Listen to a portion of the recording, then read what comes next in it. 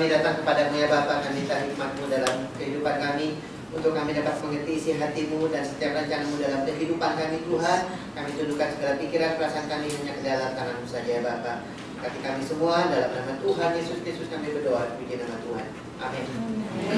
Nah, saudara-saudara, saya ingat satu kisah. Ini mungkin tahun awal 1900. Nah, ada seorang pelukis yang memang luar biasa, namanya itu Immanuel Linger. Ya, dia tuh suka melukis.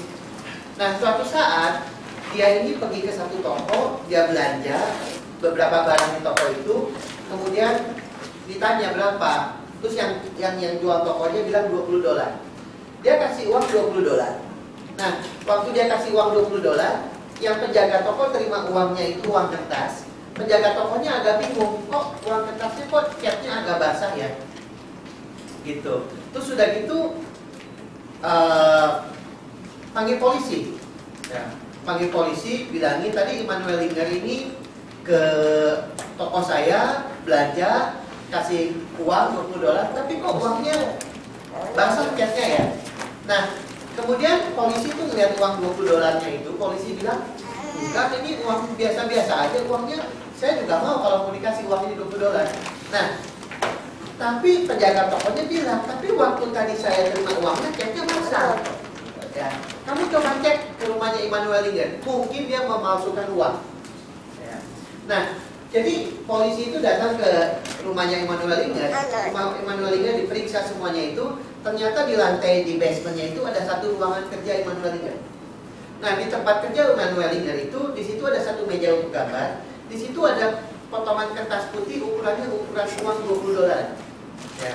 Kemudian ada uang $20 contoh. Ya. Nah, rupanya yang dilakukan oleh Immanuel Linger, dia itu mencontoh uang $20 asli menjadi uang $20 gambar. Ya, dilukis dia sendiri dan hasilnya mirip sekali, saudara. Ya. Nah, dari situ akhirnya karena dia memasukkan uang ya ditangkap polisi. Ya. Dibawa ke kantor polisi, kemudian dipenjara. Setelah begitu ya di gudangnya pun banyak lukisan-lukisan Immanuel Linger. Nah, lukisan-lukisan Immanuel Linger itu akhirnya dijual. Satu lukisan dijual itu $10.000. Ya, satu lukisan. Nah, saudara, yang jadi masalah itu begini. Kalau Immanuel Linger menggambar satu lukisan, kemudian jual harga $10.000, itu waktu dia melukis itu perlu waktu 6 bulan. Ya. Nah, waktu yang diperlukan oleh Immanuel Linger untuk melukis uang $20 itu waktunya 6 bulan juga. Ya. Nah, orang-orang kan mikir, loh, ngapain susah-susah ngelukis uang $20? Terus sudah itu pakai untuk beli $20. Kalau saya jadi Immanuel Linger, yang saya lakukan apa? Saya gambar sebanyak-banyaknya. Saya jual, dapat $10.000. Anyway, waktu yang diperlukan untuk menulis untuk menggambar lukisan itu dan untuk gambar uang $20 sama kok waktunya 6 bulan. Ya. Nah, Immanuel Linger ditanya, diinterogasi, kamu ini bodoh sekali. Kenapa kamu ini malah melukis $20? Kenapa nggak melukis aja yang bagus kamu jual dapat $10.000? Ya. Nah, Immanuel Linger bilang begini. Ya. Buat saya, ini Immanuel Linger bilang, buat saya lukisan yang $10.000 itu masterpiece-nya saya.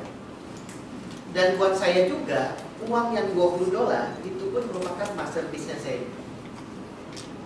Karena saya yang menciptakan, saya meng-create, saya yang menghasilkan. Buat saya soal lukisan $10.000 itu emang masterpiece saya. Uang $20 pun itu masterpiece saya juga. Yang membedakan nilainya siapa? Bukan saya. Buat saya dua-duanya berharga buat saya, baik $20 maupun $10.000. Tapi yang membedakan harga itu cuma kalian-kalian. Tapi bukan saya yang melukis dua barang. Nah, saudara, sama dengan Tuhan. Bagi Tuhan, kita ini semua itu masterpiece-nya Tuhan. Amin. Ya, semua itu masterpiece-nya Tuhan. Mungkin ada pikiran kita, ya saya ini $20, nah si ini nih, yang ini $10.000. Ya, saya cuma $20. Atau mungkin saudara-saudara kita, teman kita, kamu ini cuma $20. Kamu ini cuma $10. Enggak, kamu ini $20.000. Itu hanya harga yang dikasih oleh manusia. Tapi bagi Tuhan yang menciptakan kita, kita ini semua itu adalah masterpiece Tuhan. Amin. Amin. Amin. Nah, kita lihat Efesus 2 ayat yang ke-10. Efesus 2 ayat yang ke-10 dikatakan begini. Efesus 2 ayat yang ke-10, karena kita ini buatan Allah. Bahasa Indonesia dikatakan, for we are God's masterpiece. Nah, di situ pakai kata workmanship, ya. Nah, workmanship di situ pakai kata poiema. Ya, kata buatan dalam bahasa Indonesia di situ pakai kata poiema. Poiema itu artinya masterpiece, artinya barang yang diciptakan dengan tangan sendiri. Ya. Barang yang diciptakan dengan tangan sendiri, kemudian dan itu barang itu sangat berharga. Saya ini ada beberapa gambar-gambar dari anak saya, saudara Sinisia. Dia gambar, ya of course lah, anak 3 tahun gambarnya kan gak bagus gitu ya. Gambar biasa aja gitu loh. Dia kasih ke saya pegang, saya keep. Kenapa? Karena itu hasil karya dia. Tapi kalau misalnya dia di library lihat ada gambar bagus, ini bagus nih. Dia fotokopi kasih ke papinya, papi this is for you, gambar fotokopian. Saya pegang nggak? Saya nggak akan pegang tuh. Kenapa? Karena itu bukan ciptaannya dia, tapi itu fotokopian. Nah, di sini dikatakan kita ini adalah buatan Allah, God's masterpiece, poiema. Poiema itu hasil karya seni yang luar biasa bagusnya, diciptakan oleh tangan. Ya, jadi nggak ada mass production. Nah, waktu istri saya hamil, kita ini anak pertama, kita udah kasih nama Rachel. Istri saya hamil, dia tuh suka nanya, kenapa si Rachel nggak keluar-keluar? Kenapa si Rachel nggak keluar-keluar dalam perut? Kenapa si Rachel nggak keluar-keluar?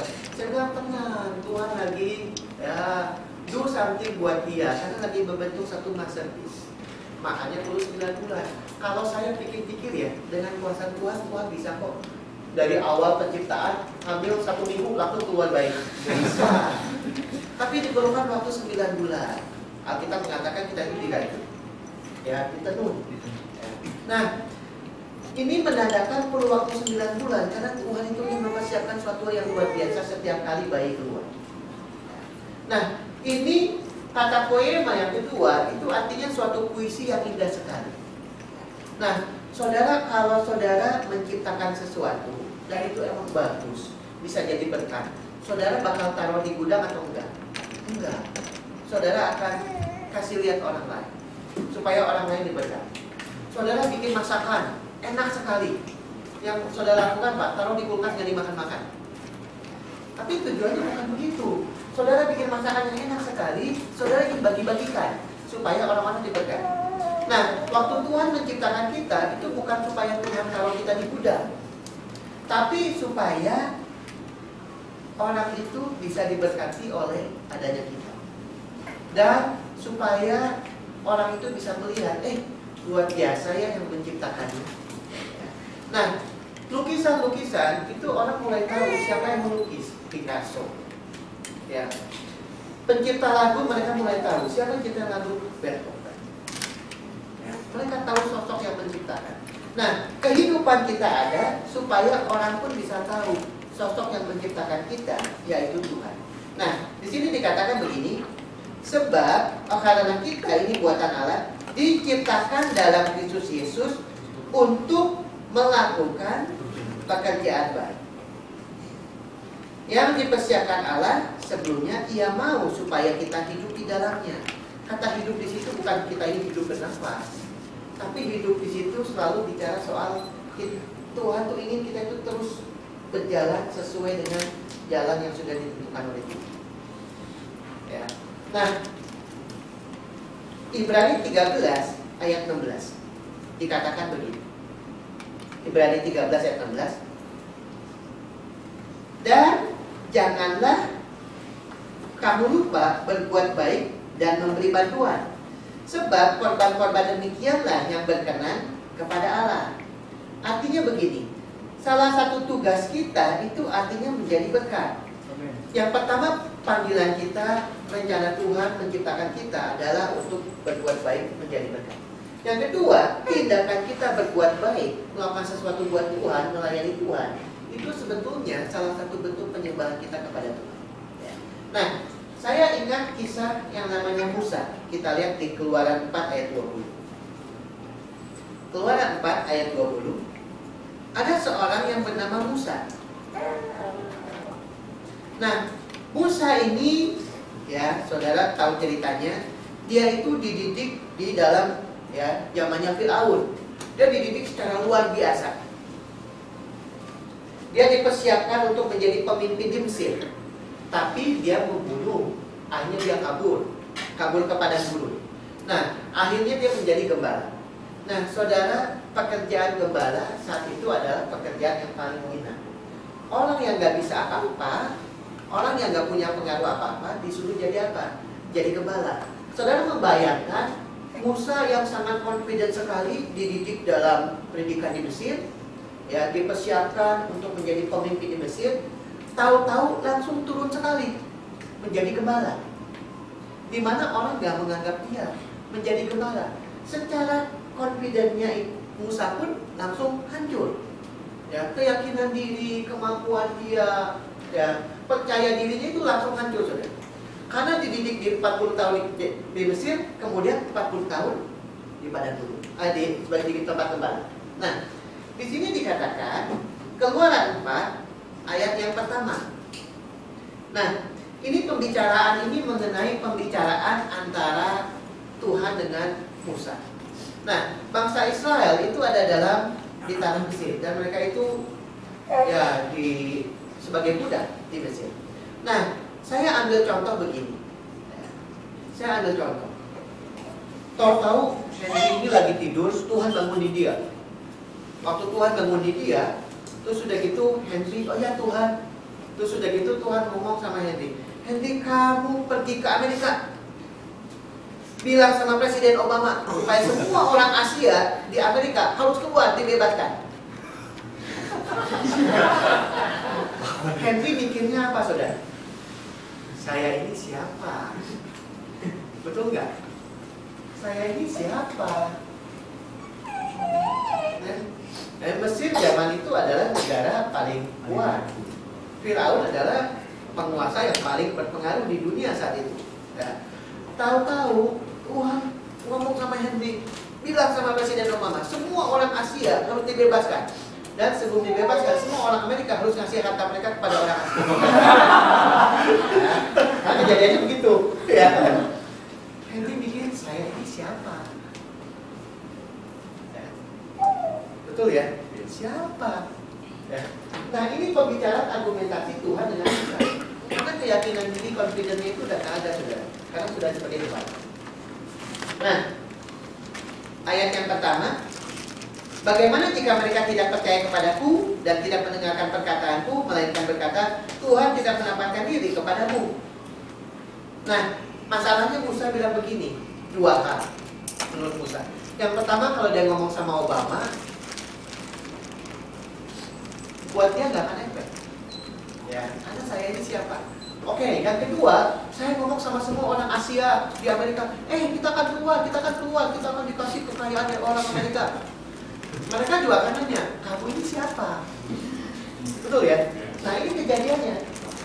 Di sini dikatakan, Musa bilang, gimana kalau orang Israel nggak percaya kepada saya? Ya. Nah, dan tidak mendengarkan perkataanku, melainkan berkata, Tuhan tidak menampakkan diri kepadamu. Tuhan berfirman kepadanya, apakah yang di tanganmu itu? Jawab Musa adalah tongkat. Tongkat ini bukan tongkat yang penuh dengan berlian, bukan tongkat dari emas. Ya, pada zaman dulu pria orang Israel itu kemana-mana selalu bawa tongkat. Nah, dan di tongkat itu pun mereka itu bukan hanya tongkat untuk membantu mereka dalam berjalan, ya, dalam membantu mereka sebagai senjata. Tapi tongkat itu mereka suka ada ukiran-ukirannya yang menandakan pengalaman pribadi mereka dengan Tuhan. Itu lagi doa ketemu Tuhan, dia kasih tanda ukir. Ya. Saya Alkitab saya ini, saudara, ada banyak catatan-catatan kecil.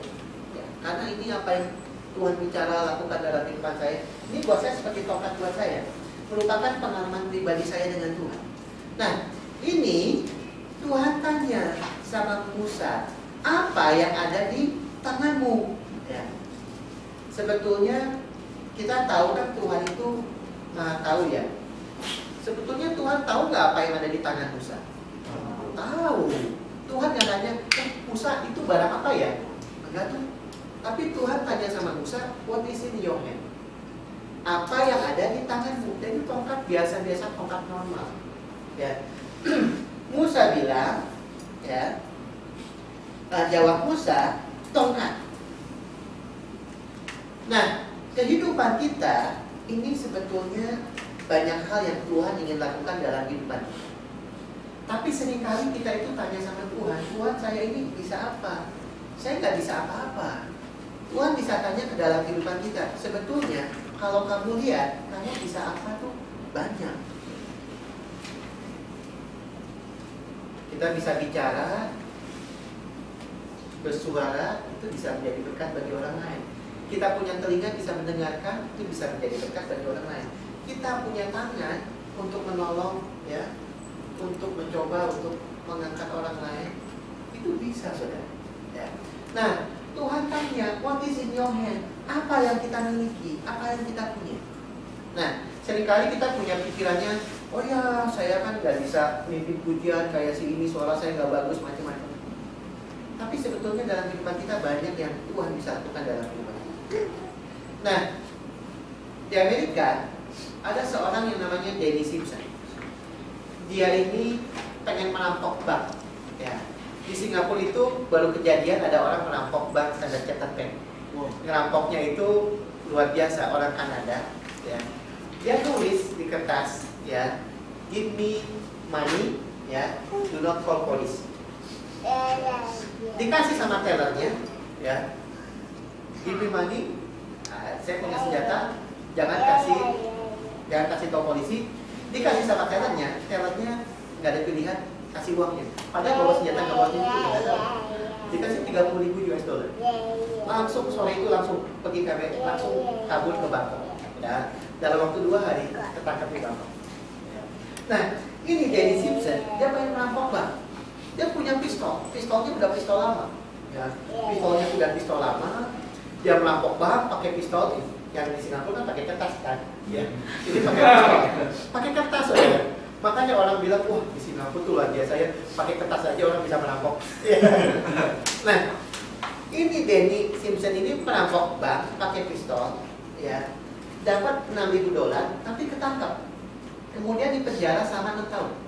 Nah, polisi ambil semua barang bukti. Waktu polisi ambil semua barang bukti, termasuk pistolnya. Waktu polisi lihat pistolnya, ini pistolnya lumayan juga lama ya pistolnya ya, udah pistol lama nih. Ya, begitu dicek ternyata pistolnya itu pistol yang memang sudah lama dan sangat berharga. Kalau pistolnya dijual, itu harganya 100.000 dolar. Dia merampok bank, dapat 6.000 dolar, tertangkap, masuk penjara 6 tahun. Ya. Kalau saya jadi Danny Simpson, apa yang saya lakukan saudara? Jual itu pistol. Tapi dia tidak menyadari apa yang dia miliki. Sayang nggak saudara? Sayang. Ada seorang pria di Amerika namanya Wayne Pendergrass. Dia dalam keadaan setengah mabok, malam-malam nyetir mobil. Waktu dia malam-malam nyetir mobil gitu ke satu daerah perumahan, dia melihat ada satu rumah gelap lampunya, sepertinya kosong. Kemudian jendela atasnya itu kebuka. Dia kepikiran pengen mencuri di rumah itu. Dia parkir mobil, naik, ya, ke jendela di atas. Dia bisa masuk, dia ambil barang-barang yang ada di sana. Karena barang-barangnya itu banyak, dia nyari tas, nyari koper, ada 2 koper. Semua barang-barang berharga dimasukin ke 2 koper itu. Kemudian dia keluar dari pintu samping. Sebelum dia keluar dari pintu samping, dia kepikiran apa? Supaya nggak ketahuan, mending saya bakar rumahnya. Jadi ada di ruang tamu ada sofa, dia kasih korek api, sofanya itu kebakar, dia langsung pergi. Dan perginya itu sambil ketawa-ketawa, karena dia dapat, ya, 2 koper barang berharga. Perginya sambil ketawa-ketawa, dia pulang ke rumah. Waktu dia mau pulang ke rumah itu, di dekat rumah dia kok banyak polisi dan pemadam kebakaran ya. Gitu. Begitu dilihat, ternyata dia itu merampok rumah dia sendiri. Dan dia membakar rumah dia sendiri dalam keadaan setengah mabuk. Ya. Nah, ini kejadian pertama di Amerika. Ya, orang merampok rumah sendiri dan membakar rumah sendiri. Nah, diwawancara oleh wartawan. Kamu kenapa merampok rumah kamu sendiri dan kamu membakar rumah kamu sendiri? Pelajaran apa yang kamu dapatkan? Ya, yang pertama jangan merampok rumah sendiri. Yang kedua, dia bilang begini, ya, saya ini tidak menyadari kalau sebetulnya saya ini punya banyak barang berharga. Dia nggak menyadari. Setelah dia merampok barangnya sendiri, saya ternyata punya banyak barang berharga ya. Nah, dalam kehidupan kita juga sama. Kalau kita melihat dalam kehidupan kita, sebetulnya banyak hal-hal yang berharga dalam kehidupan kita.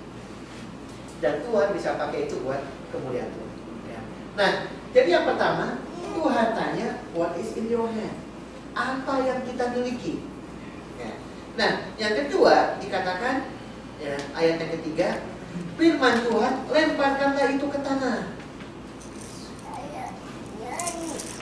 Dan ketika dilemparkan ke tanah, maka tongkat itu menjadi ular, sehingga Musa lari meninggalkannya. Jadi yang pertama kita lihat inventory apa yang kita miliki dalam kehidupan kita. Kemudian kita pakai buat kemuliaan Tuhan.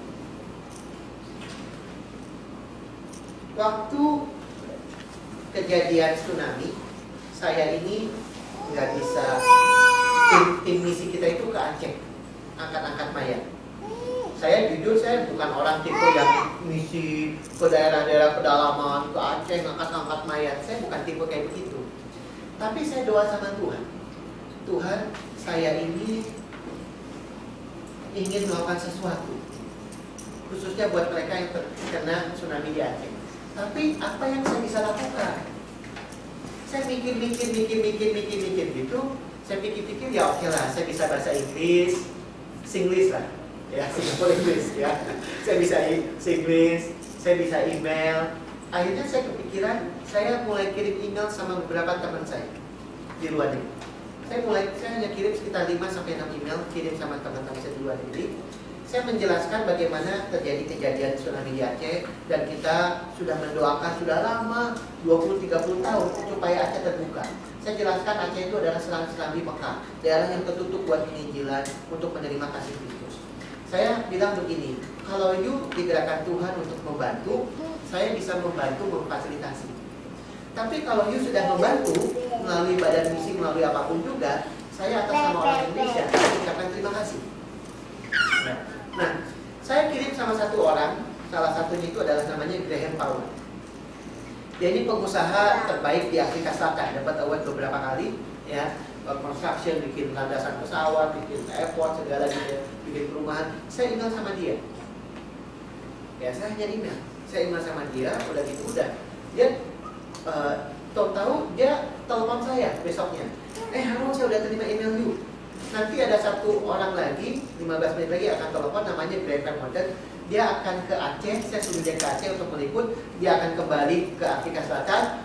Kita akan announce kepada perusahaan-perusahaan kemana-mana supaya kumpulin dana. Ya. Jadi 15 menit kemudian Graham Powell telepon, saya atur dia ke Aceh, dia kembali lagi ke Afrika Selatan. Ya. Dan dalam waktu 3 minggu terkumpul 300.000 US dollar. Ya, dalam waktu berapa minggu. Nah, si Graham Powell itu telepon saya. Saya udah dapat uang nih 300.000. Ya, dia bilang. Terus sudah gitu, you perlu berapa? Ya, karena kan kamu yang kontak kita pertama kali, kamu perlu berapa? Wah, saya tanya bagian misi kita, dia udah gak ada project di Aceh. Saya bilang, sorry ya, kita udah gak ada project di Aceh. Terus si Graham bilang, kalau gitu oke nggak kalau kita kasih uangnya ke orang lain? Terus saya bilang, kenapa harus minta izin saya? Ya, saya bilang kasih aja ke siapapun juga, is okay. Yang penting orang Aceh itu mereka diberkati. Akhirnya sudah, ya, mereka sudah menyalurkan segala itu, terjadi gempa di Nias. Nah, saya dikontak lagi oleh Graham Powell. Ya, dikontak lagi, kita masih ada uang nih, yuk ada proyek nggak? Saya bilang terjadi gempa di Nias, saya pikir mungkin kalau emang ada uang bisa bantu bangun-bangun gereja di Nias. Ya udah, yuk perlu berapa? Saya bilang terserah mau dikasih berapa. Jadi saya dikasih 35.000 US dollar. Ya. untuk bangun beberapa gereja Genius yang hancur karena gempa. Nah, ini bulan Maret, ya, udah itu udah. Terus udah gitu udah bulan Mei itu saya ada ke Jakarta, si Graham pun akan ke Jakarta. Dia kontak saya, saya masih ada uang nih, masih ada uang nih. Kamu kan kita akan meeting di Jakarta kan? Ya. Terus udah gitu, saya bawa uangnya ya, saya bawa uangnya ya, saya bawa uangnya ya. Saya kan mikir-mikir, lah gitu aja dia transfer 35.000 US dollar. Ini dia mau kasih saya berapa? Dan itu kan ada restriction bawa uang keluar dari Jakarta Indonesia kan nggak bisa sembarangan bawa banyak gitu loh. Ya. Jadi saya meeting di Jakarta tanggal 1 sampai tanggal 5 Mei, tanggal 1 ketemu sama si Graham. Graham bilang, nanti ya uangnya di koper, nanti ya uangnya di koper. Hari ke tanggal 2 Mei, nanti ya uangnya jadi kamar di koper. Lama-lama angkanya tambah naik di tempat dengan saya. Tambah naik, lama-lama ya. Terus ada beberapa orang Singapura yang ikut meeting juga. Saya sampai ngomongin satu-satu, saya nanti titip uang ya. Saya nanti titip uang ya. Saya nanti titip uang ya. Saya nanti titip uang ya. Karena yang pertama kasih 35.000 US dollar. Ya. Udah itu udah. Hari ketiga ketemu si Graham lagi. Nanti ya uangnya ada di koper. Hari keempat, nanti ya uangnya di koper. Wah, sudah wanti-wanti teman saya, jangan lupa ya, kamu jangan bawa uang, saya mau titip uang nih, ya. Saya kontak 4 sampai 5 orang. Udah gitu udah. Ya. Nah, hari kelima ketemu lagi terakhir kali, ya. Kamu tunggu sini ya, saya akan ambil uangnya di koper. Saya pikir berapa gitu kan uang. Ini kalau 50.000 dolar ya, saya sudah 5 nih. 10.000. Dia datang sama saya, saudara. Dia kasih satu amplop. Jumlahnya 860.000 rupiah. Dengan beberapa koin. Berapa ratus rupiah. Ya. Waktu dia kasih ke saya satu amplop, saya itu 860.000 rupiah. Dengan beberapa koin gitu ya. Saya ketawain siapa? Ketawain saya sendiri. Karena sudah mikirnya 20.000 naik 30.000, naik 40.000, yang US dollar, naik 50.000 ya. Itu malah ngasih itu 860.000 rupiah, gitu ya. Saya jadi ketawa pada diri saya sendiri. Saya bilangin, sorry gak jadi gitu, gue gak jadi. Karena yang salah siapa ya? Saya sendiri lah. Karena ekspektasi saya yang tinggi. Saya tersinggung nggak? Saya nggak tersinggung. Kenapa? Karena buat saya urusannya itu bukan soal uang, tapi bagaimana orang-orang itu akan diberkati. Saya kasih uangnya sama koordinator misi kita. Kok, ada yang kasih dana kok. Tunggu ya, ada di tas. Itu ada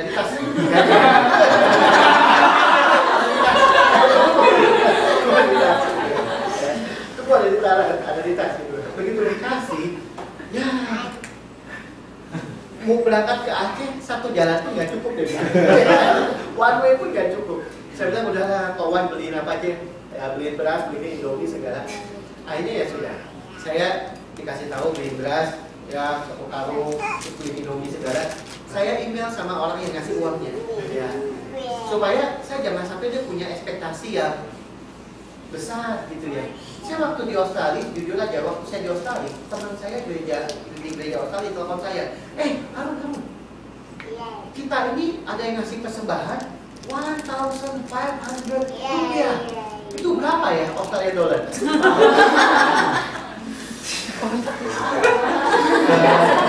sen? 10 sen? Susah, tidak susah kan? Saya nggak mau teman saya yang di Afrika itu mikir itu jumlah yang besar. Terus saya nggak kasih laporan, saya nggak enak. Jadi saya kasih laporan, dan uang yang you kasih 860.000 rupiah itu sama dengan sekitar berapa puluh US dollar, ya. Dan ini sudah kita beli beras, beli Indomie apa segalanya. Nah, tapi saya bersyukur, kenapa? Ya, saya nggak bisa ke Aceh untuk ngangkat-ngangkat mayat, nggak bisa. Tapi saya tahu bahasa Inggris, at least saya bisa. Email saya bisa. Dan puji Tuhan, saudara, ya, saya sudah melakukan bagiannya saya. Itu terserah bagian Tuhan melakukan, itu terserah Tuhan. Ya. Nah, jadi apa yang kita bisa, apa yang kita miliki. Yang kedua, kita lakukan pakai apa yang kita bisa. Nah, yang ketiga dikatakan begini.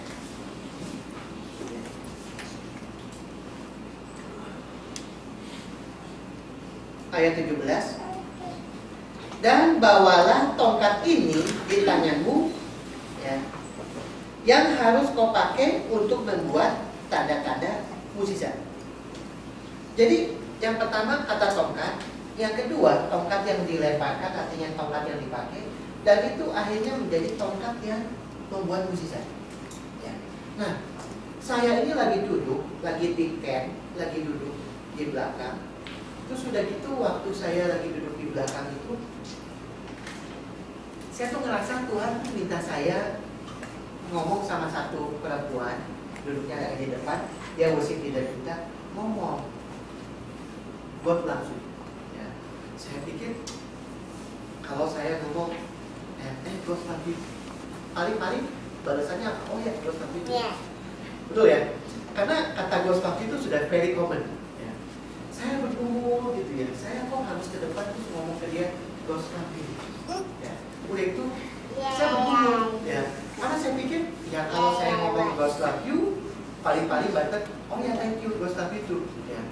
Saya mikir, ya oke lah, kalau ngomong Ghost love you oke. Kalau Tuhan suruh ngomong saya I love you ke dia, itu repot. Saya akhirnya udah, saya kebantaan sama Tuhan. Saya datengin, saya dari belakang, saya cuma ngomong Ghost love you, saya dari belakang. Udah itu udah, saya ngeliat dia nangis-nangis, ya, tapi nggak tahu kenapa. Udah nangis. Nah, pada waktu setelah retret, siapa yang mau kesaksian? Dia tuh kesaksian. Worship leader kita. Dia bilang begini, saya ini sebetulnya ada dalam titik yang paling bawah dalam kehidupan saya. Saya pun sampai sudah tidak merasakan kasih Tuhan lagi, meskipun saya sudah melayani. Dan sampai saat dimana saya itu meragukan apakah Tuhan mengasihi saya atau enggak. Saya waktu duduk, saya tanya sama Tuhan, Tuhan, if you love me, please say so. Itu ada suara saya ngomong Ghost love you. Nah, buat dia, ya, perkataan saya itu merupakan mukjizat buat dia. Karena itu buat dia, itu benar-benar Tuhan yang bicara. Ya, buat saya, it's just a simple Ghost love you. Ya, nah, jadi dari tongkat yang dipakai, kemudian di situ dikatakan tongkat untuk membuat tanda mukjizat. Nah, ayat yang ke-20 dikatakan begini. Kemudian Musa mengajak istri dan anak-anaknya lelaki, lalu menaikkan mereka ke atas keledai, dan ia kembali ke tanah Mesir. Dan katanya apa saudara? Tongkat Allah itu dipegangnya di tangannya. Katanya sudah berubah saudara. Dari kata tongkat yang dipakai, tongkat yang membuat mukjizat, sampai menjadi tongkat Allah. Itu tongkatnya sama nggak? Sama. Perkataan kita, kemampuan kita yang sederhana, tapi kita pakai buat kemuliaan Tuhan, melayani orang, melayani Tuhan, kemudian akan dipakai untuk menjadi tongkat perbuatan, perkataan, melakukan mukjizat. Sampai akhirnya menjadi seperti perkataan dan perbuatannya Tuhan. Meskipun simpel, Tuhan bisa membuat itu satu mukjizat. Nah, saudara, ada satu orang namanya Ted Forbes. Dia tinggal itu, saya tutup dengan kisah ini ya. Dia tinggal di Chicago. Nah, waktu ini tahun 1984. Dia ini jalan, waktu dia jalan kaki itu dia tuh nemu dompet. Waktu dia jalan kaki, dia itu nemu dompet. Ya. Dia ini anak Tuhan, dia pikir kasihan ya yang punya dompetnya kalau dompetnya hilang. Jadi dia tuh pengen kembaliin dompetnya. Nah, dia ini karena dia pengen balikin dompetnya, dia buka isi dompetnya apa? Ya, rupanya di dompet itu tidak ada tanda pengenal apa-apa, nggak ada SIM, nggak ada KTP, nggak ada apa-apa. Di dompet itu hanya ada uang $3. Dan di dompet itu pun ada satu surat. Ya, tapi suratnya itu udah lama. Ya, ada yang tahu ceritanya gimana? Ya, suratnya itu udah lama. Waktu dia buka, suratnya itu ditulis dari tahun 1924. Ya. Tanggal 6 Juni 1924. Ini kejadian tahun 84. Berarti suratnya sudah umur berapa saudara? 60 tahun. Nah, Surat ini bukan surat cinta, tapi surat memutuskan cinta. Ya. Dari seorang gadis namanya Hana, memutuskan cintanya dia dengan seorang pria namanya Michael. Ya. Dikatakan Michael, as you know, orang tua saya tidak setuju dengan hubungan kita. Oleh karena itu, kita lebih baik mengakhiri hubungan kita. And I will always love you. Ya. Hana. Ya itu dah. Nah, ini surat itu sudah 60 tahun sudah. Ya. Nah, masalahnya waktu si Ted lihat surat ini nggak ada alamat yang dituju, tapi ada alamat pengirim. Ya, nggak ada alamat dituju, ada alamat pengirim. Berarti Ted itu punya kepikiran, berarti alamat itu adalah alamat rumahnya Hana. Ya. Nah, dia ini pikir gimana caranya ya. Akhirnya dia telepon ke telepon operator. Telepon operator tanya, alamat ini punya nomor telepon gak ya? Dulu kan tahun 1924 ya suratnya. Alamat ini punya nomor telepon gak ya? Telepon operatornya bilang begini, oh alamat ini ada nomor teleponnya. Boleh saya minta nomor teleponnya enggak? Kamu ini siapa? Karena kita nggak bisa sembarangan kasih nomor telepon alamat orang lain. Dia jelasin, saya ini nemu dompet, tapi nggak ketemu alamatnya siapa segala gitu. Nah, mungkin alamat di surat ini adalah alamat yang mengirim surat ini. Saya pengen supaya tanya, tahu nggak alamat yang punya dompet ini? Operatornya ngomong, tunggu, saya cek sama supervisor saya dulu ya. Oke, cek sama supervisor. Supervisornya ngomong sama si Ted Pop, oke, boleh ya, tapi begini, saya nggak akan kasih alamatnya ke you. Saya akan telepon rumahnya dulu. Mau terima telepon dari kamu nggak? Ya, oke. Ditelepon, ternyata yang punya rumah di situ mau terima nomor telepon dari si Ted. Ted ngomong sama orang yang di rumah itu, yang alamatnya ada di pengirim surat itu. Dia jelasin, nama saya Ted, saya nemu dompet. Ya. Nah, ada surat dari yang namanya Hana. Nah, ada alamat ini rupanya mungkin alamatnya Hana. Apakah ada yang namanya Hana di rumah situ? Orang yang di rumah situ tuh mikir-mikir. Oh, tunggu. Oh ya. Saya ingat, saya beli rumah ini dari satu keluarga yang punya anak perempuan namanya Hana. Tapi saya beli rumah ini 30 tahun yang lalu. 30 tahun yang lalu. Kalau gitu kamu tahu nggak alamatnya mereka di mana? Yang punya rumah bilang, saya nggak tahu alamatnya di mana. Tapi kamu bisa coba ke retirement home yang ini, alamatnya ini. Karena kalau nggak salah saya pernah dengar Hana itu bawa maminya bawa maminya untuk tinggal di retirement home berapa tahun yang lalu. Yang namanya Ted Fox, ya, dia nyetir mobil datang ke rumah retirement home itu. Gara-gara dompetnya isinya $3. Ya. Nah, datang ke rumah retirement home itu, tanya sama orang yang resepsionis, saya mau ngembaliin, dia ceritain. Ya. Dia bilang, ada nggak seorang ibu-ibu yang ditaruh di rumah di retirement home ini oleh seorang namanya Hana? Karena kan dari konteks pesennya, ada nggak? Ya. Dia ngecek. Oh ada. Berapa tahun lalu emang ada seorang nenek ditaruh di sini oleh anaknya yang namanya Hana. Oh kalau gitu bisa nggak saya ketemu dengan nenek-nenek itu? Oh neneknya sudah meninggal tahun lalu. Ya sudahlah. Kalau gitu kamu tahu nggak Hana itu tinggal di mana? Terus sudah gitu dia ngecek. Oh ini alamatnya Hana yang dulu. Yang namanya Ted Fox datangin itu rumahnya Hana. Oh ada yang namanya Hana nggak? Oh nggak ada, yang namanya Hana udah nggak tinggal di sini. Tinggal di mana? Tinggal di retirement home yang satu lagi, karena sudah tua kan? Ya sudahlah. Akhirnya Ted Fox datang ke rumah retirement home yang dia pikir Hana tinggal di situ. Waktu itu tinggal di situ ngobrol-ngobrol sama orang resepsionisnya. Resepsionisnya bilang, oh iya, ada yang namanya Hana di sini. Ted ngomong, boleh nggak saya ketemu sama dia? Boleh. Dia ada di lantai 3. Kamar nomor 8. Kalau pintunya masih nyala, berarti dia masih nonton TV.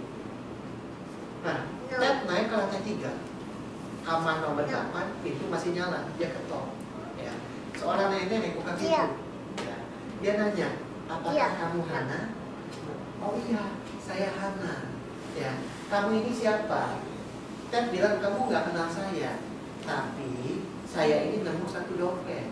Saya ini pengen balikin ini dompet, tapi saya nggak tahu siapa yang punya ini dompet. Cuman di dompet ini ada satu surat. Dia keluarin suratnya. Is this your letter?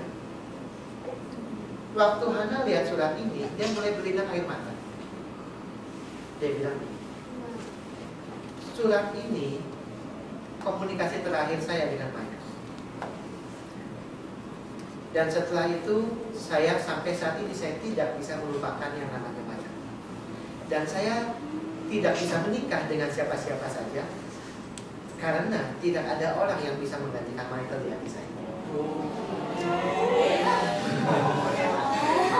Nah, if you meet Michael, yeah, if it happen, if you meet Michael, can you tell him that I'm still loving him up to now? Itu udah. Ya. Tapi tahu nggak Michael di mana? Nggak tahu. Ya sudahlah. Ini udah malam. Akhirnya si Ted itu turun ke bawah. Waktu Ted turun ke bawah, resepsionisnya nanya, gimana? Ketemu nggak? Nggak ketemu. Ini nih gara-gara dompet ini. Ada orang cleaning service datang, gara-gara dompet ini. Ada orang cleaning service datang, kaget. Itu kan dompetnya Michael. Loh, dompetnya Michael? Ini dompetnya Michael? Iya, ini tuh dompetnya Michael Goldstein. Dia tuh emang tuh, dia seminggu bisa setiap kali tuh, seminggu sekali atau 2 kali kehilangan dompet. Ya. Terus, jadi kamu tahu Michael Goldstein tinggal di mana? Tahu, lantai 8. Yang namanya Ted Fox. Terus kalau gitu saya bisa ketemu dia dong? Ya bisa aja. Dia lantai 8, kamar nomor 3. Kalau lampunya masih nyala, berarti dia masih baca buku. Jadi yang namanya Ted Fox, masuk lantai 8. Wah, cepat-cepat ketok pintunya. Ya. Seorang kakek-kakek buka pintu. Dia nanya, Ted tanya, is this your wallet? Oh iya, ini dompet saya. Sini saya kasih uang. Oh enggak, jangan. Karena kan dompet cuma $3 ini loh. Jangan. Kamu ini siapa? Nama saya Ted. Dia bilang, sorry ya. Dia bilang, Mr. Michael, saya minta maaf. Kenapa? Karena di dompet ini nggak ada tanda pengenal, nggak ada SIM. Ya. Saya nggak ada pilihan. Saya harus buka itu surat. Ya. Yang namanya Michael langsung ngomong, so, you know the whole story, right? Kamu tahu dong ceritanya? Ya, saya tahu. Karena saya harus baca itu surat. Ya. Michael bilang, setelah saya terima surat ini, that's the end of my world. Ya, ini udah, dunia saya sudah habis. Nah, saya tidak bisa menikah karena tidak ada seorang wanita yang bisa menggantikan Hana dalam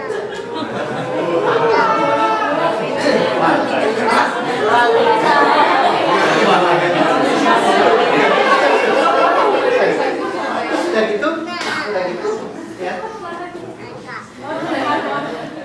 If it happen, if you meet Hana, can you tell her that I love her up to now?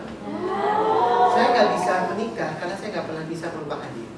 Nah, saya bilang begini, Miss Michael, saya tidak hanya akan bilang sama Hana, tapi saya akan bawa kamu kepada Hana saya. Sekarang, how do you know? Kamu tahu Hana tinggal di mana? Tahu, let's go now. Lantai 8, turun ke lantai 3. Turun ke lantai 3. Begitu ketok buka pintu, dua-duanya kaget. Michael, Hana.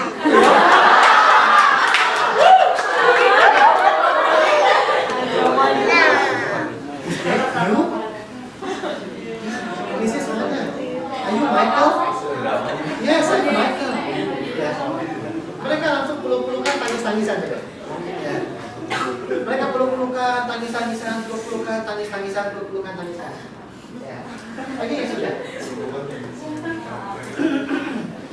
Yang namanya Ted Goldstein, ya, yang namanya Ted Fox akhirnya pulang. 2 minggu kemudian Ted Fox itu terima satu telepon. Ayo Mr. Ted Fox. Oh iya, gitu. Oh ya, nama saya ini, saya mau tanya Sabtu depan kamu free nggak lunch time? Ya. Oh ya, saya free. Emang ada apa? Ini ada satu couple menikah. Ya, mereka pengen you jadi basementnya. Jadi hari Sabtu itu saudara menikah yang namanya Michael Goldstein umur 79 tahun dengan Hannah Marshall umur 76 tahun. Tepuk tangan dong buat.